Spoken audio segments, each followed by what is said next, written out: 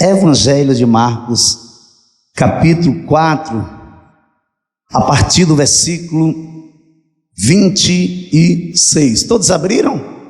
Jesus disse ainda: o reino de Deus é como um homem que lança semente na terra. Ele dorme e acorda, de noite e de dia, e a semente germina e cresce, sem que ele saiba como. Versículo 28. A terra por si mesma frutifica. Primeiro aparece a planta, depois a espiga, e por fim o grão cheio na espiga. Versículo 29. E quando o fruto já está maduro, logo manda cortar com a foice, porque chegou a colheita. Vamos orar. Curva sua cabeça, feche seus olhos. Querido Deus, amado Pai, em o nome do teu Filho amado Jesus, queremos te louvar, queremos te dizer, Senhor, que ansiamos pela tua presença e queremos ouvir a tua voz. Fala, Senhor, fala a tua igreja, que a tua igreja quer te ouvir, em nome de Jesus. Amém. Enquanto que a parábola da semeadura, a mensagem está buscando, a ênfase é sobre o ouvinte da mensagem. A parábola da semente que germina secretamente repousa na limitação humana e na sua dependência, na sua total dependência de Deus. Por quê? Porque somente quando dependemos de Deus em sua totalidade, alcançaremos os resultados que mais almejamos da colheita. É incrível. O que chama minha atenção é que o objetivo de Marcos nessa parábola, e somente ele narra em seu evangelho a mesma. Você só encontra essa parábola no evangelho de Marcos capítulo 4.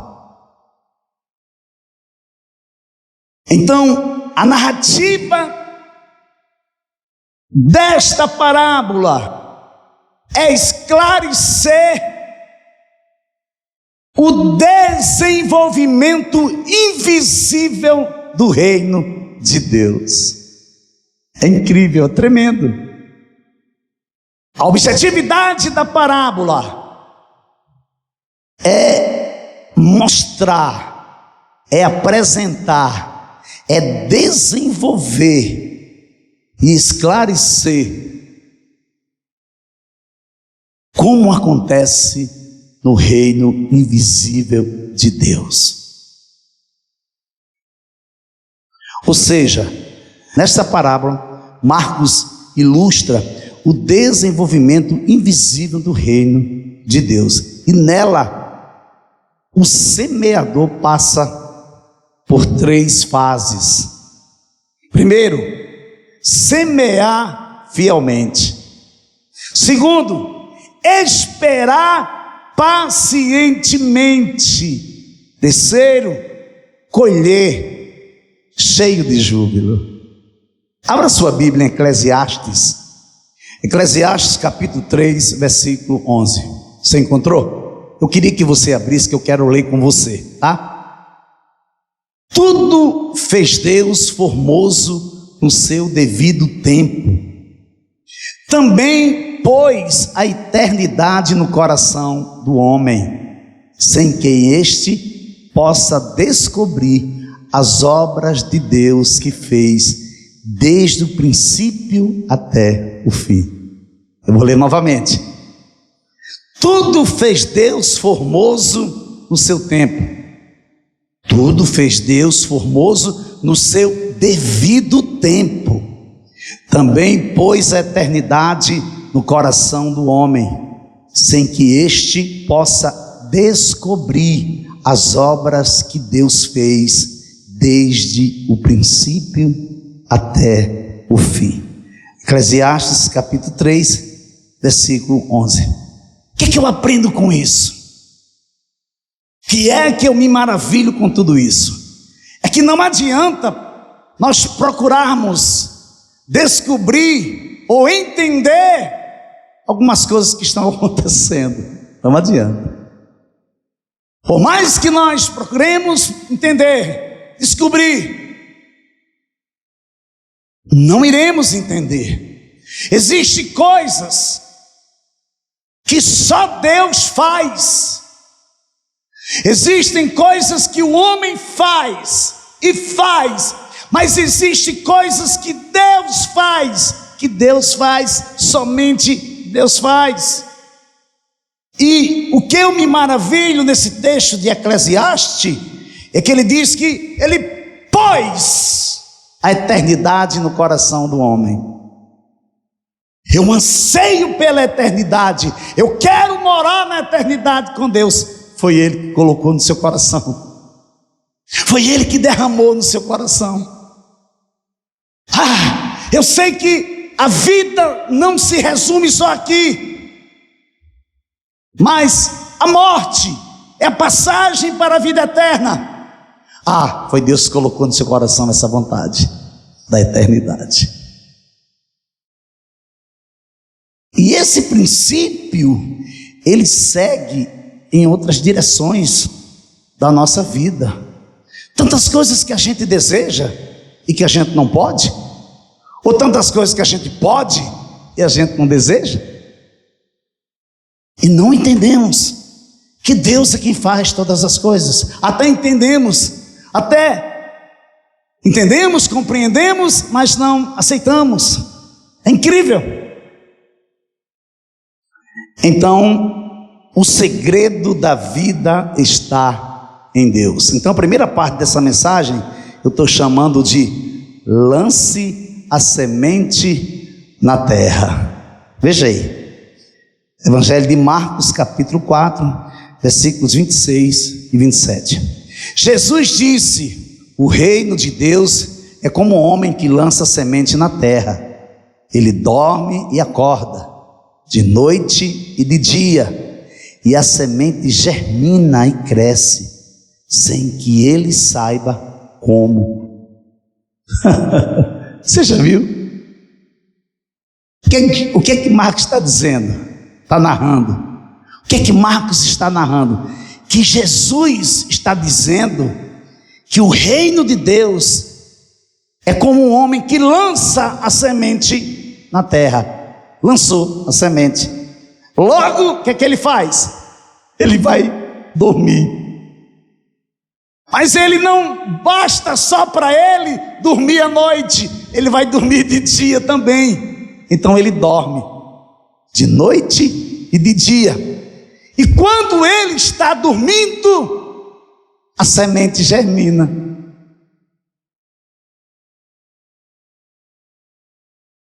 Existe algo que eu preciso fixar no início, antes da minha dissertação, tá? Antes de eu apresentar alguns pontos aqui que irão assim aumentar muito o seu conhecimento, porque o que Deus falou comigo, esta parábola tem pérolas assim que eu quero passar para o seu coração nesta noite, em nome de Jesus. Mas antes de nós seguirmos, eu preciso expor algo que é preciso esclarecer. Eu preciso esclarecer algo que é preciso a gente saber. Está dando redundância, né? Eu preciso esclarecer alguns detalhes, ou algum detalhe que nós precisamos. Mas qual é, pastor? É que, por mais que nos esforcemos, não conseguiremos mudar o resultado da semeadura. Meu Deus. Olha para cá para dizer isso para você. Eu quero olhar para você dizendo isso para você. Olha. Por mais que você se esforce, você não vai mudar. Você não vai conseguir jamais mudar o resultado da semeadura. Fora do alcance da soberana vontade de Deus. Existirão fases no processo, desde a sua semeadura até a colheita, que fugirão do nosso controle, que não teremos controle, que não teremos domínio, que não conseguiremos deixar de sentir, de perceber com a nossa alma, sabia? É exatamente isso que acontece. Por mais que quisermos dizer não, chega um ponto que não entenderemos e não compreenderemos o que está acontecendo, sabia? Ainda dizemos: como é que pode? Eu fiz tudo certinho, eu fiz tudo como manda o figurino, tudo certinho, ainda deu errado. O que está acontecendo? É exatamente, amados, por este motivo que existe uma leva de gente que saem pela porta de trás, que vão embora, que estão indo embora, que não querem saber mais de igreja local de jeito nenhum, porque não se submeteram, não descansaram no processo, não esperaram Deus trabalhar, não esperaram a saturação da semente, e se decepcionaram, foram buscar em outros lugares os seus próprios deleites, os seus desejos incontidos. E o que Deus está nos levando a compreender é que Ele tem algo muito mais precioso. Ele tem algo muito mais precioso. Porque se não descansarmos, sairemos do lugar da promessa. Ah, meu Deus, se para voltar para o lugar da promessa é delicado, é muito delicado. Quantos dias faltam para terminar o propósito? 8 dias, mas pense, eu estou sendo assim, amassado, mas amassado, gente, amassado de um jeito que, mas esse amassado que eu estou passando não se compara com o que Jesus passou no Getsêmani, lugar de prensa. Você sabe o que é lugar de prensa? Você sabe o que é um moinho caseiro? E você bota uma carne, começa a moer. É isso que Jesus passou lá no Getsêmani, lugar de prensa.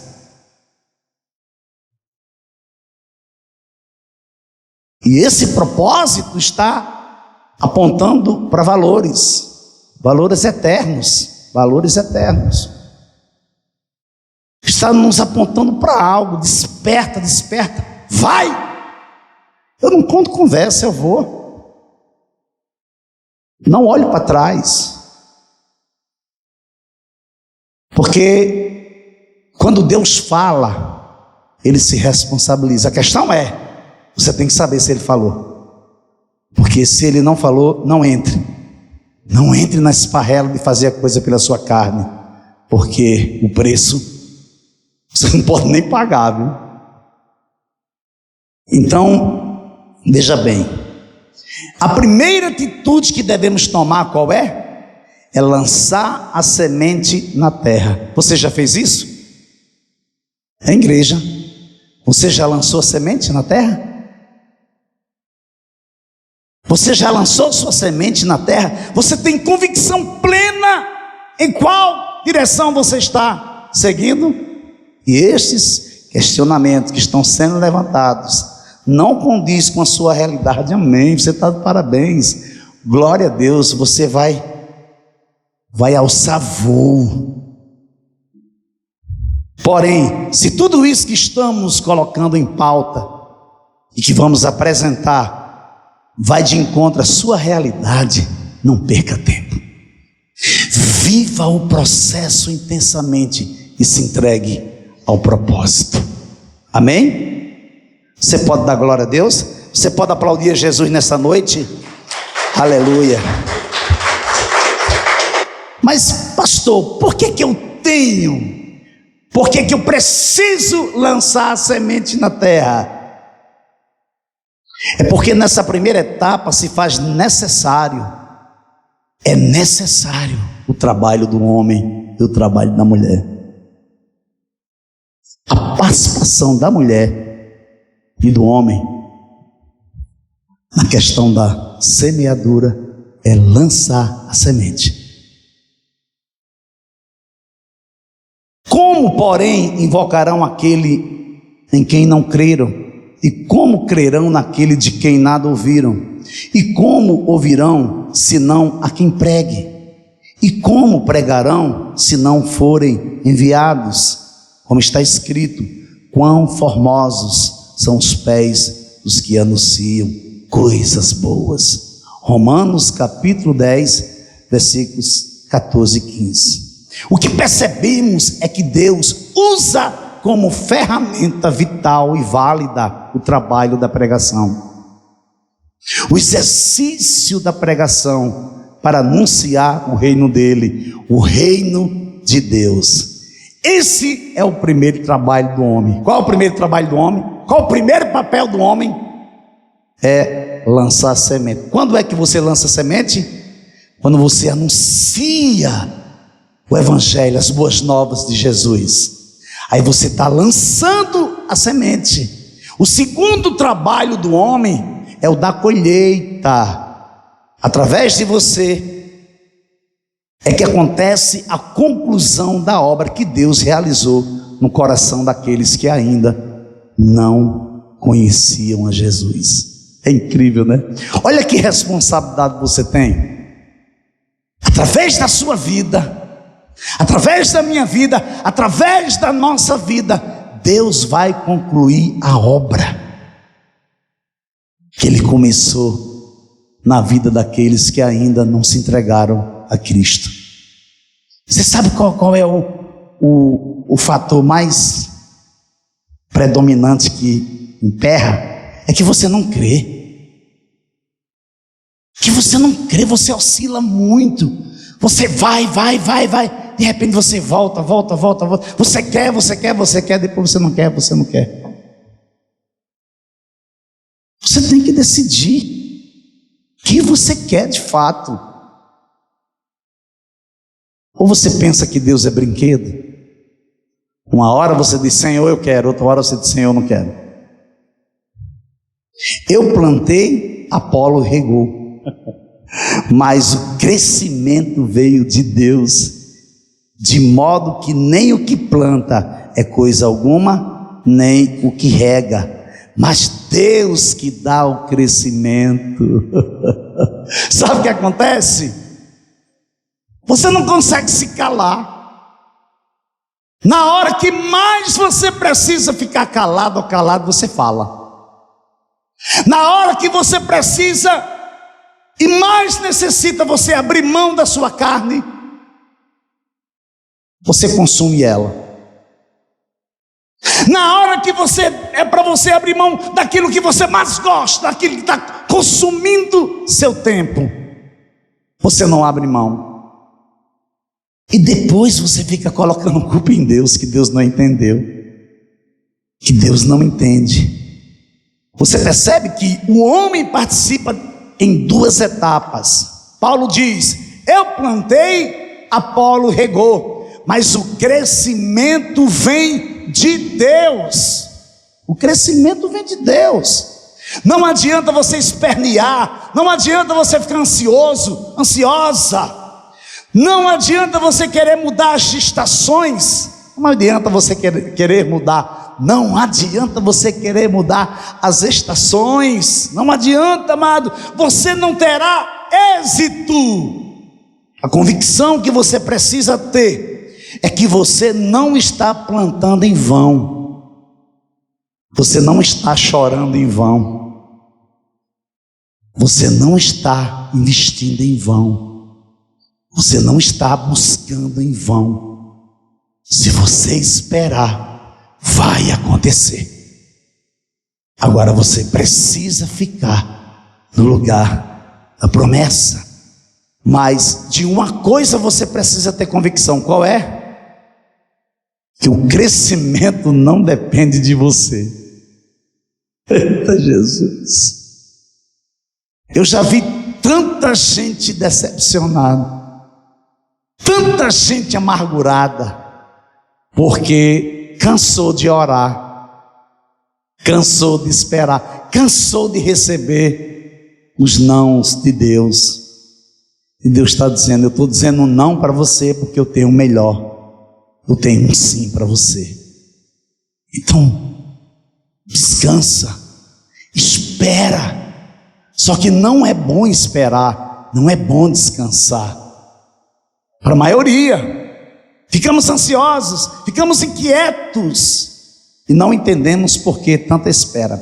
Adolf Paul, falando sobre essa parábola, ele disse: na parábola não existe qualquer interesse em engrandecer a pessoa do semeador. Ele é simplesmente um homem que lançou a semente na terra. O sono e o acordar do semeador revela-nos que em nada ele pode contribuir para a vida e para o crescimento da semente. Você já pensou? Que profundidade, amado! Veja bem, os historiadores dizem que nós não podemos e não devemos comparar esse semeador, especificamente esse desta parábola, com Jesus. Por quê? Porque ele semeia, ele vai dormir, e ele dorme de dia e de noite. Então quer dizer que Jesus é preguiçoso? Então Adolf Paul, ele está dizendo que nesta parábola não existe qualquer interesse em engrandecer o semeador. Por quê? Porque o semeador nessa parábola é um homem igual a você, é uma mulher igual a você. O sono e o acordar do semeador revela-nos que em nada ele pode contribuir para a vida e o crescimento da semente. Amém? Então, a segunda parte desta mensagem, que eu estou intitulando de O segredo da vida está em Deus, eu estou chamando a segunda parte de espere pacientemente. Diga comigo: espere. Não, não, isso não, viu, Dora?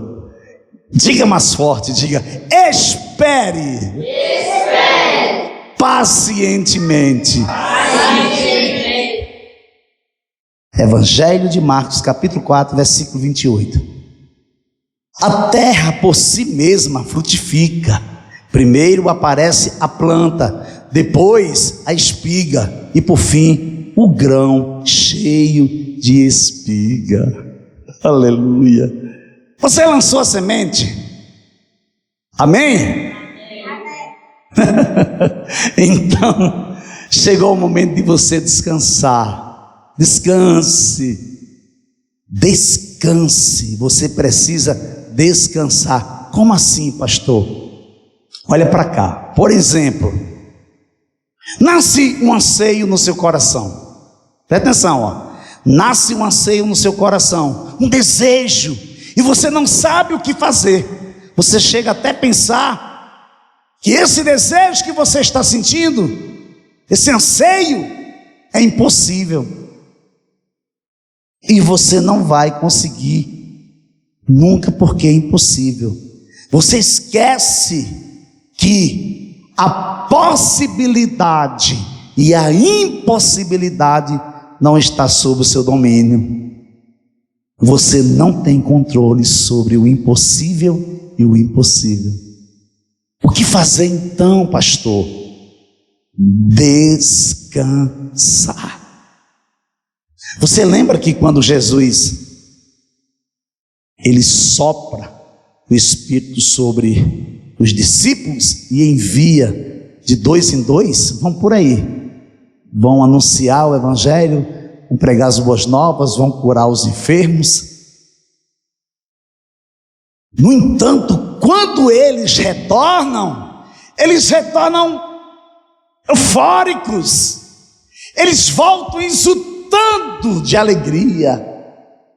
A Jesus, olha, os demônios eram expelidos em teu nome, Senhor, aleijados andaram, surdos ouviram, mudos falaram. Jesus, peraí, calma. Vocês não precisam se alegrar com isso. Vocês devem se alegrar, porque o nome de vocês estão arrolados no livro da vida. Mas eu estou percebendo que vocês estão cansados. Venham comigo, venham para cá. Aí Jesus sai conduzindo eles, deixa eles dormindo e volta. Quando Jesus volta, a multidão está presente. Jesus manda todo mundo sentar e começa a ensinar. Quando Jesus está dissertando os valores do reino, eles vêm chegando. Só que estava anoitecendo e o discípulo chega para Jesus e diz: Jesus, está anoitecendo, eles estão com fome e não vai ter o que eles comerem. Jesus disse: o que é que vocês têm, irmão? Aí ele disse: vou ver aqui. Foi lá, procurou saber. O rapaz tinha 5 pães e 2 peixinhos. Uma criança, amado, uma criança estava sendo a provisão naquele momento. Mas 5 pães, 5 e 2 peixinhos para uma multidão. Jesus pega os 5 pães e os 2 peixes. O que é que ele faz? A primeira coisa que ele faz, ele levanta as mãos para os céus e dá graças a Deus. Sabe o que acontece conosco, amado? Nós sentamos na nossa mesa para fazer as refeições e não agradecemos a ninguém, quanto mais a Deus. E ainda reclamamos que a comida não estava com o sabor que a gente queria. É para a gente pensar. Isso são valores do reino, amado. Você pensa que a vida eterna vai começar na eternidade? Não. A vida eterna começa aqui, hoje e agora, para que você possa vivê-la na eternidade com Deus Todo-Poderoso. Então o que Jesus, quando ele multiplica, o que é que ele faz? Ele diz: tome, abra as mãos, abra as mãos, está aqui, sirvam vocês. Quem tem que dar de comida a eles são vocês. E a gente não aprende esses valores. A gente só quer se empapuçar, só quer comer. As pessoas tendem a nos confundir com o que elas pensam, sabia? Em tudo que você pensa a respeito de alguém, é o que alguém é de fato. O que é que a Bíblia diz sobre você, sobre o seu irmão? Às vezes a gente aparenta uma coisa, a pessoa está pensando que é outra. Tem que ter cuidado. Tem que ter cuidado, tem que meditar mais sobre isso. Então, a impossibilidade, ou seja, a possibilidade e a impossibilidade não está sob o seu domínio, não está sob o controle. Aquilo que você pode achar que é impossível, pode acontecer, pode estar acontecendo. E aquilo que você acha que pode acontecer, possa ser que não esteja acontecendo. Por quê? Porque você não tem participação no crescimento do processo, sabia? Por mais que eu queira participar, por mais que eu quero que aconteça, mas eu não tenho participação. O meu dever é lançar semente e esperar, descansar, para quando a colheita chegar, eu me levantar e colher. Fora disso, estamos sentados, olhando e crendo, Porque quem dá o crescimento é Deus, não é o homem. Não é seu dinheiro, não é seu talento, não é seus dons, não é nada. É Deus que dá, somente Ele. Estou plenamente certo de que aquele que começou boa obra em vós há de completá-la até o dia de Cristo Jesus. Filipenses capítulo 1, versículo 6. Quando não descansamos em Deus, sabe o que acontece? Corremos o risco de nos frustrar. Deixa eu dar um exemplo. Quando Deus vai formar o homem, o que é que Ele faz? Ele faz Adão do barro vermelho. Então Ele forma ele. O que é que Deus faz? Deus, Ele sopra a sua própria vida nas narinas do homem. Quando Deus olha para o homem e diz: ei, peraí, não é bom que ele fique sozinho. Ele precisa de uma auxiliadora idônea. Você sabe o que é uma auxiliadora idônea? É alguém de caráter, é alguém de honra, é alguém que arregaça as mangas e compartilha a batalha do dia a dia com seu cônjuge. Ambos, um faz uma parte e o outro faz outra, e assim vai seguindo por diante. O que é que Deus faz? Deus olha para o homem, faz ele cair em profundo sono. Ele tira uma costela dele e faz a mulher. Ele entrega a mulher para ele e diz: está aqui, essa é sua varoa, pode dar o nome para ela. E Adão chama a mulher de quê? De Eva, né? Quando nós nascemos, crescemos, desenvolvemos, saturamos a semente, chega o tempo que Deus coloca no seu coração o desejo, o anseio por querer um companheiro ou querer uma companheira. Mas sabe o que acontece, amado? Não caímos em profundo sono.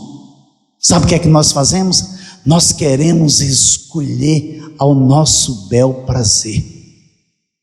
Queremos escolher a cor, o tamanho, a classe, o estilo, o perfil. E Deus está dizendo: não é por aí. Não vá por aí. Eu tenho tudo preparado para você. E você mete as caras e faz do jeito que você quer. Não descansamos. Quando não descansamos em Deus, corremos o risco de nos frustrar e chegamos até a colocarmos a culpa em Deus. Por quê? Muitas vezes isso acontece porque não seguimos os sinais. E os sinais seguirão os que creem, igreja. Preste bem atenção nesse texto. Outra parábola lhes propôs, dizendo: o reino dos céus é semelhante a um homem que semeou boa semente no seu campo. Olha o que vai acontecer, ó.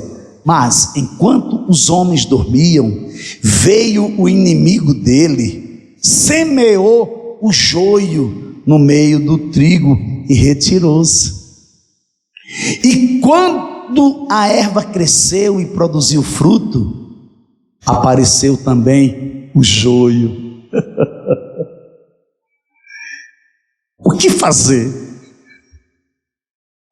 Eu fiquei me perguntando hoje, o dia todo, quando eu estava formulando esse esboço, quando nasce o joio, o que eu tenho que fazer? Eu tenho que arrancar o joio? Ou eu tenho que me submeter para que Deus use o joio como lixa para a minha vida? Porque se você for arrancar o joio, você vai correr o risco de estar arrancando trigo. que ele se enrosca na raiz do trigo. Ele cria relacionamentos. E às vezes você está se relacionando com uma pessoa e você nem sabe aonde é que vai dar aquele relacionamento. Você mete as caras e você quebra a cara. Por quê? Porque você não descansou. Fica a dica, fazer com o outro. Hashtag fica a dica. Amém? Fazendo uma aplicação para a nossa vida atual, quando isso acontece? Sempre que Deus nos chama para realizar algo específico dentro de seus propósitos, aparecem diversas coisas para nos tirar do foco, para nos deixar ocupados. Você sabia? Quando Deus chama você, Deus chamou você, Deus comissionou você, você é chamado, você é escolhido, e você está entre os fiéis.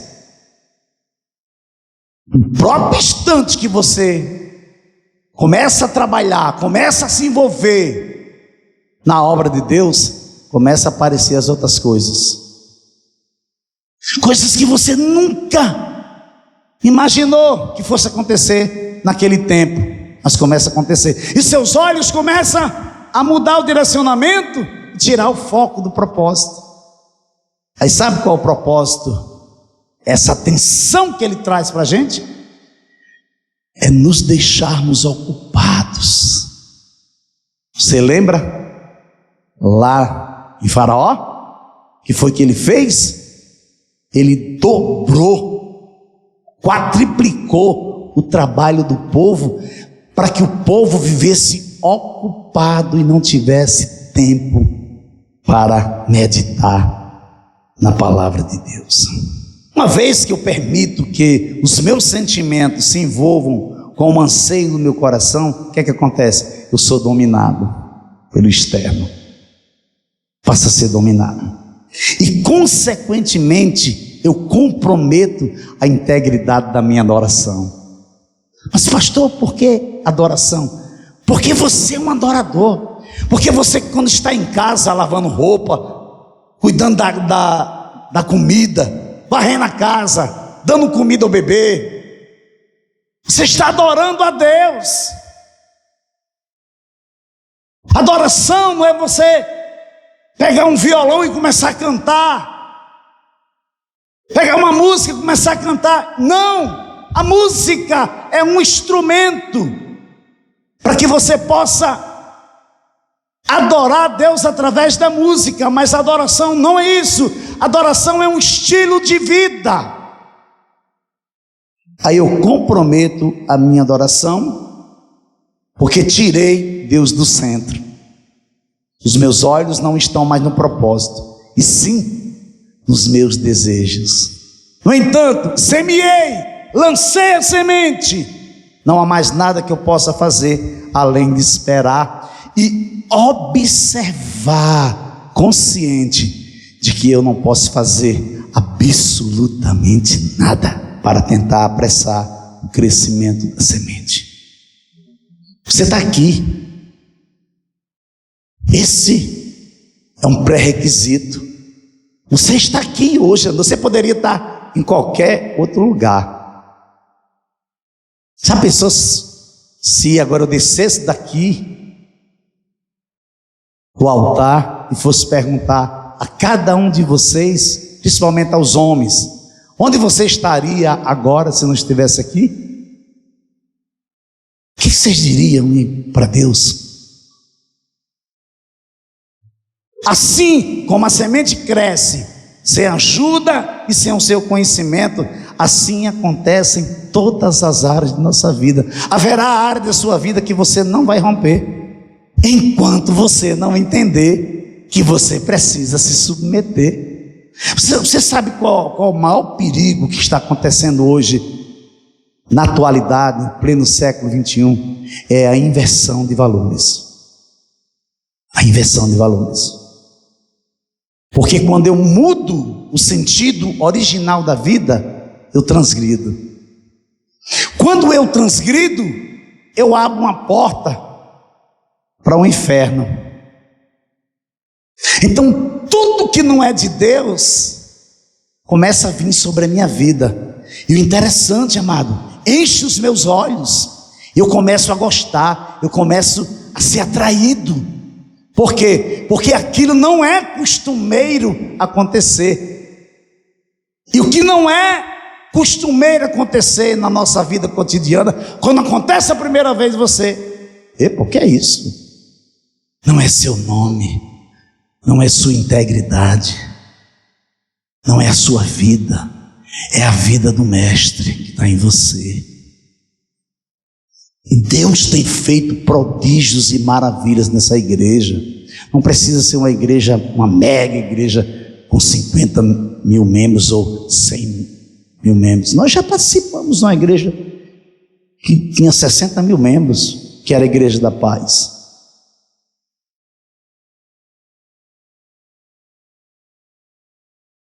Deus nos mostra os ciclos de uma semente e nos envolve no processo para que percebamos nossa limitação humana a respeito do ministério do crescimento, sabia? O crescimento é um ministério, mano. Você um dia foi bebezinho, outro dia você foi uma criança linda, depois você foi um garoto, depois você foi um adolescente, um jovem. Crescimento é um ministério. Então nós precisamos respeitar o ciclo, as etapas desse ministério.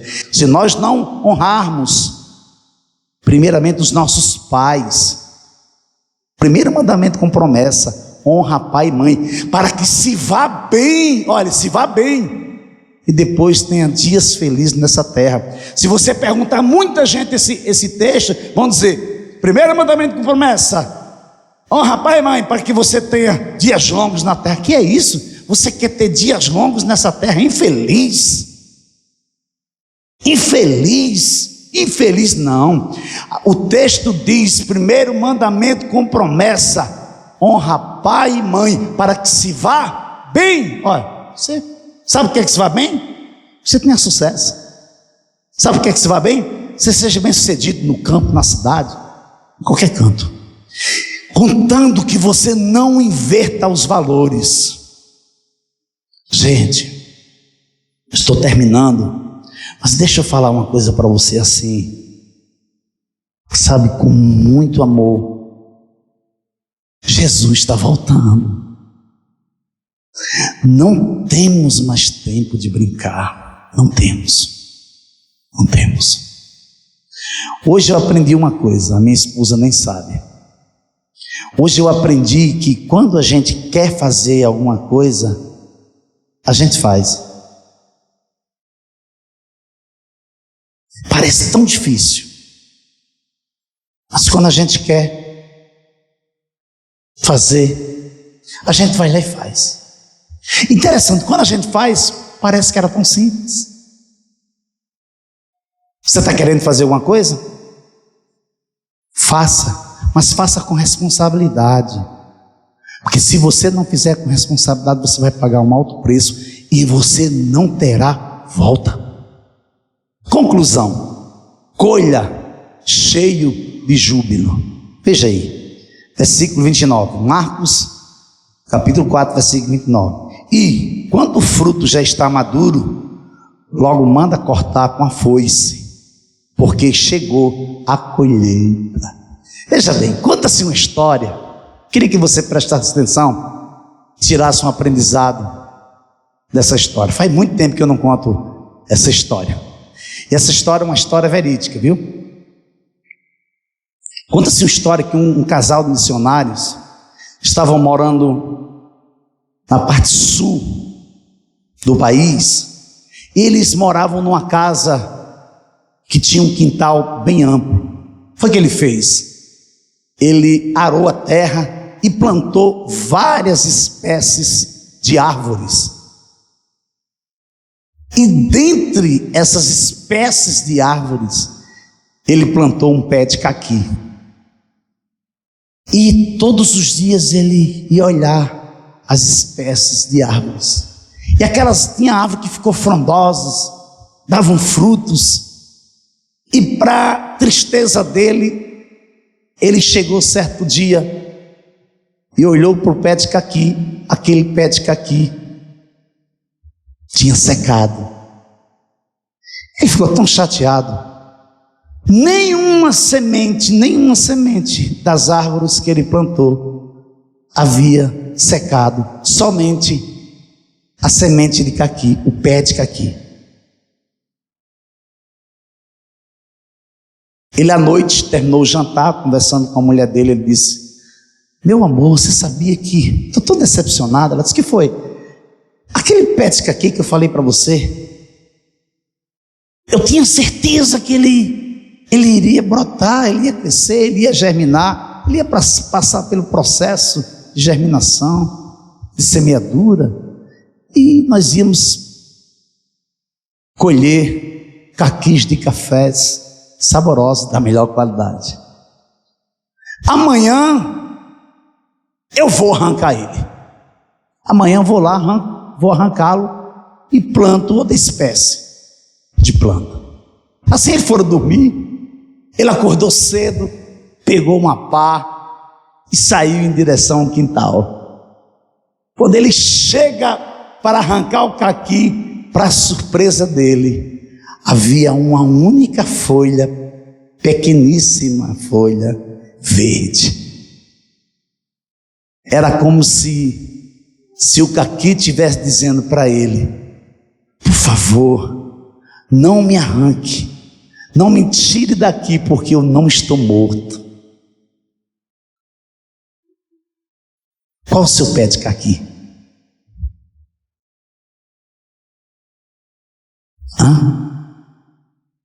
Qual o seu pé de caqui?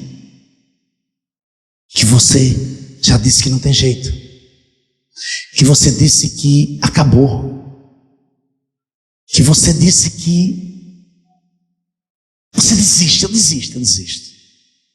Qual o seu pé de caqui? Se você pensar, você vai encontrar o seu pé de caqui dentro de você. E naquela noite ele decidiu não arrancar o pé de caqui.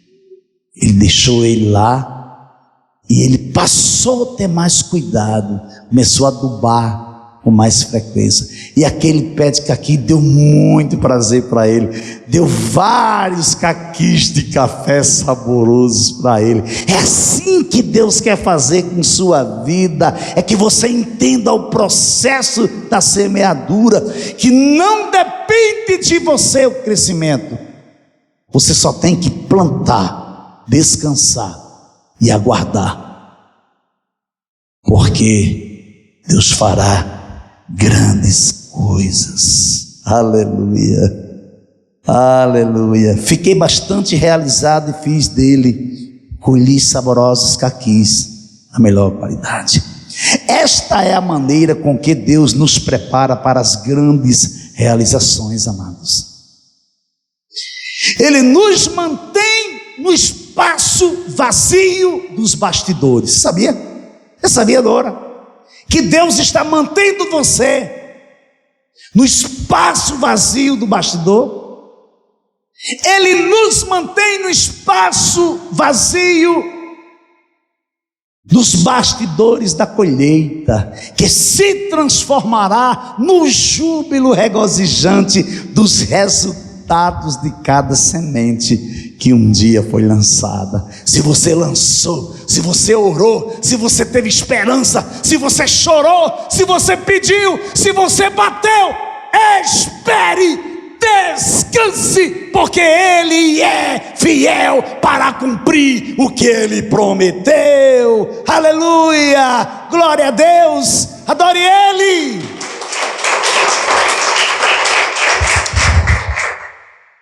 Quando o Senhor restaurou a sorte de Sião, ficamos como quem sonha. Então a nossa boca se encheu de riso e a nossa língua de júbilo. Então entre as nações se dizia: grandes coisas o Senhor tem feito por eles. De fato, grandes coisas o Senhor fez por nós. Por isso estamos alegres. Restaura, Senhor, a nossa sorte, como as torrentes no Neguebe. Os que com lágrimas semeiam, com júbilo ceifarão.